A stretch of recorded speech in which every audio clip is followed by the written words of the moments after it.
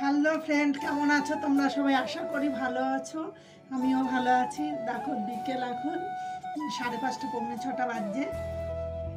আম নিয়েছি, আমি একটা কেকের রেসিপি তোমাদের সঙ্গে শেয়ার করবো, পাকা আমের। তোমরা দেখতে থাকো কীভাবে করছি, তোমাদের সঙ্গে সমস্ত কিছু শেয়ার করবো। এই কেকটা কিন্তু সম্পূর্ণই নিরামিষ কেক করবো আমি, একদম ডিম দেবো না। তাহলে তোমরা দেখতে থাকো। আমটাকে আমি এইরকম করে কেটে একটা চামচের দ্বারা তুলে নেব। কেকটা কিন্তু আমি সম্পূর্ণ জলে ভাপিয়ে করব, ভাপানো কেক হবে এটা। আর আমটাকে এইরকম করে তুলে নিলাম, খুব সুন্দর হয় এইরকম ভাবে তুললে।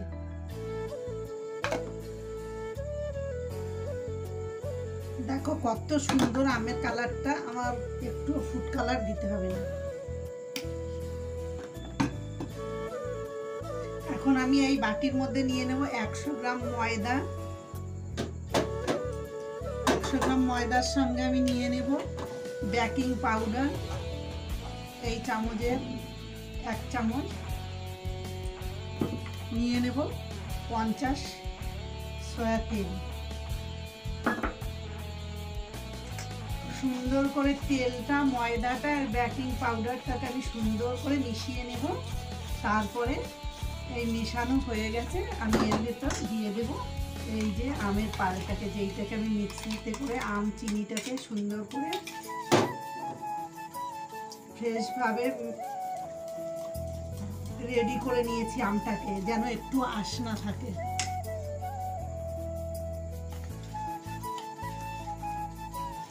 আমি কিন্তু একটু ভ্যানিলা এসেন্স এতে দেবো না, তাহলে আমের সেন্টটা নষ্ট হয়ে যাবে।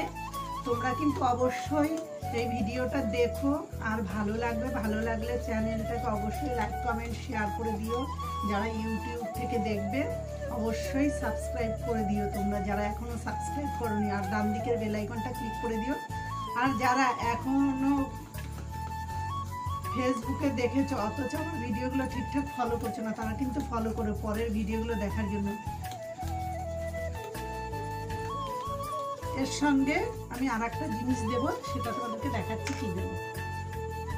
এই দেখো, আমি একদম অল্প পরিমাণে দুধ দিয়ে দেবো, যেহেতু আমের পালটাতেই আমার হয়ে গেছে। একদম অল্প পরিমাণে স্বাদের জন্য আমি দুধ দিয়ে দেবো। এই দুধটা কিন্তু আমি সুন্দর করে ক্ষীরের মতন ফুটিয়ে রেখেছিলাম, এটা কিন্তু কাঁচা দুধ নয়।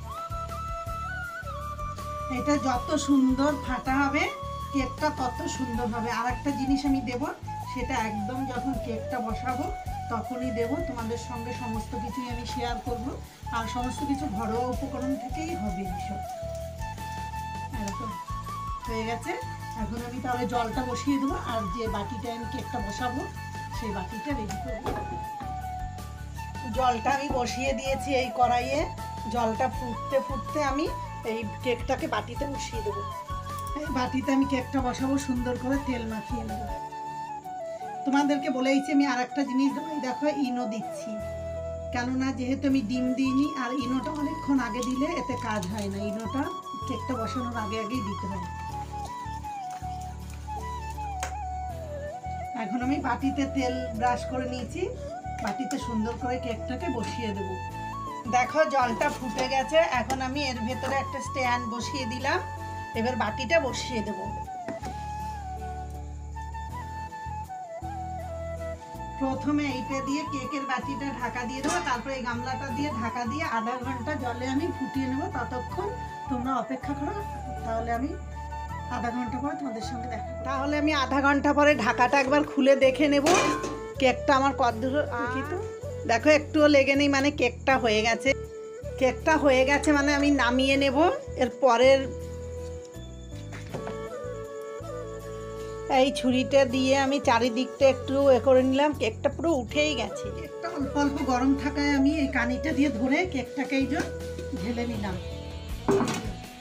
কত সুন্দর উঠে গেছে কেকটা,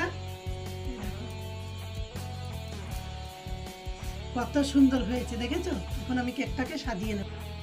দেখো পাকা আমের কেক পুরোপুরি আমার রেডি। আর এই রেসিপিটা দেখতে হলে অবশ্যই কিন্তু পুরো ভিডিওটা তোমাদেরকে দেখতে হবে, আর পরেও খেতে হবে। ভালো থাকবে, টাটা। এইরকম পাকা আমের কেক করে যদি সহজ পদ্ধতিতে খেতে হয়, পুরো ভিডিওটা দেখতে হবে। ফাটাফাটি অবশ্যই করে খাবে, ভালো থাকবে, টাটা।